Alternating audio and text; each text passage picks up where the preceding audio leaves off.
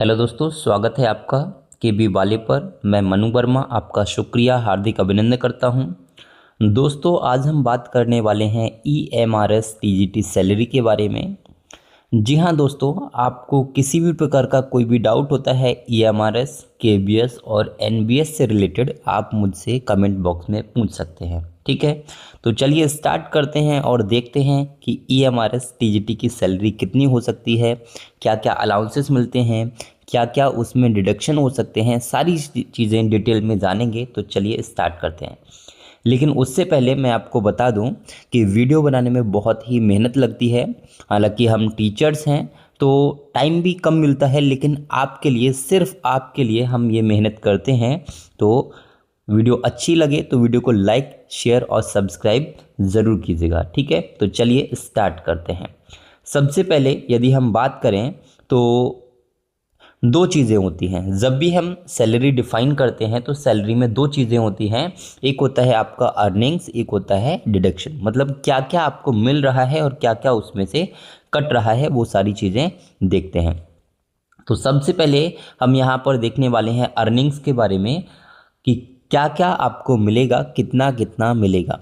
तो सबसे पहले हम जानेंगे कि ये आपकी लेवल 7 की जॉब है। ठीक है, ये आपकी लेवल 7 की जॉब होती है TGT वाली, जिसका बेसिक पे 44,900 रुपये यानी कि 44,900 होता है। DA आपका 26,940 होगा। TA 1800। DA ऑन TA, देखिए होता क्या है, DA का मीन्स है डियरनेस अलाउंस, यानी कि आप कहीं भी जाएंगे, सॉरी, आप अपनी लाइफ में कुछ खर्च करते हैं ना खाने के लिए, तो खाने वाला जो पैसा है उसको हम बोलते हैं डियरनेस अलाउंस, जो कि आपका है 26,940। टीए की यदि हम बात करें तो ट्रैवलिंग अलाउंस, यानी कि आप ट्रैवल करते हैं तो उसके लिए आपको 1800 रुपीज़ दिया जा रहा है। नेक्स्ट है DA ऑन टीए। अब होगा क्या कि आप जब ट्रैवलिंग करेंगे तो उस समय भी आपको कुछ खाने की ज़रूरत पड़ेगी, तो उसके लिए भी 1050 रुपीज़ आपको मिलेगा। ये वो सैलरी मैं बता रहा हूँ जो आपको मिलने वाली है जब आप ज्वाइन करेंगे तब। ठीक है, लेकिन ये मैं बता रहा हूँ 8th पे कमीशन से पहले। 8th पे कमीशन के बाद आपकी सैलरी और भी ज़्यादा इंक्रीज़ हो जाएगी, ये बात भी आप याद रखेंगे। नेक्स्ट हम बात करेंगे NPS। अब होता क्या है कि आपकी जो सैलरी बनती है उसमें से 10% NPS कट होता है और 14% गवर्नमेंट उसमें ऐड करती है। तो ये गवर्नमेंट वाला कंट्रीब्यूशन है 9,618 रुपीज़। स्पेशल अलाउंस भी आपको मिलता है जो कि होगा 4490, यानी कि 4,490 रुपीज़ आपका ये भी होने वाला है। यानी कि टोटल आपकी जो ग्रॉस सैलरी मिलेगी वो होगी 88,798। ये आपकी ग्रॉस सैलरी है, लेकिन इसमें से कुछ डिडक्शन होते हैं जिसके बाद आपकी सैलरी आती है।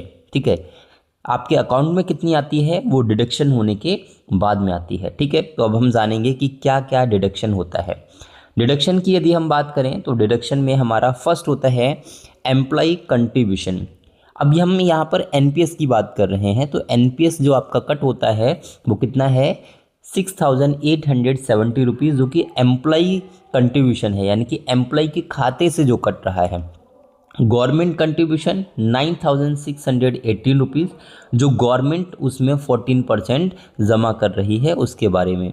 इलेक्ट्रिसिटी चार्जेस 250 रुपीज़ कट होते हैं।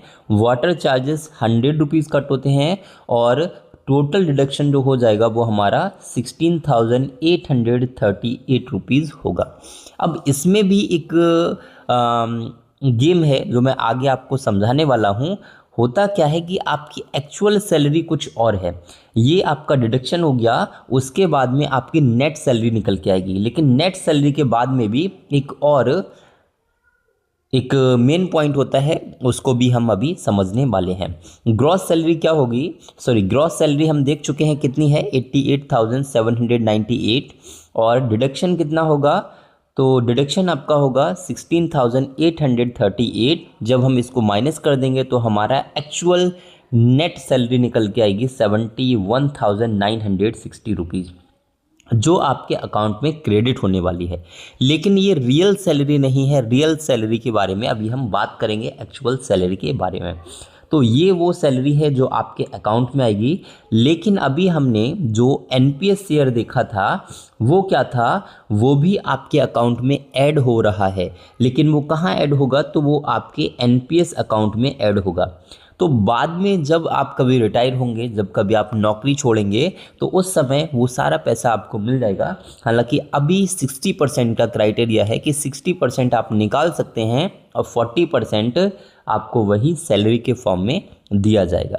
तो वो भी आपका ही है ना, इसलिए हम उसको माइनस नहीं करेंगे। हम सिर्फ और सिर्फ यहाँ पे वाटर चार्जेस और जो इलेक्ट्रिसिटी बिल है उसको माइनस करेंगे, तो आपका जो एक्चुअल सैलरी निकल के आएगा वो 88,448 रुपीज़ आएगा। यानी कि रियलिटी में आपकी जो सैलरी है वो 88,448 रुपीज़ है, लेकिन आपके अकाउंट में जो अभी आ रही है, आपके बैंक अकाउंट में जो आ रही है आएगी, वो क्या होगी 71,960 रुपीज़। तो ये एक एक पॉइंट्स को हमने देखा। और वीडियो आपको अच्छी लगी हो तो वीडियो को लाइक, शेयर और चैनल को सब्सक्राइब ज़रूर कीजिएगा, क्योंकि बनाने में बहुत एफर्ट लगता है, मेहनत लगती है। ठीक है, तो फिर मिलते हैं किसी नेक्स्ट वीडियो में नेक्स्ट टॉपिक के साथ। तब तक के लिए जय हिंद।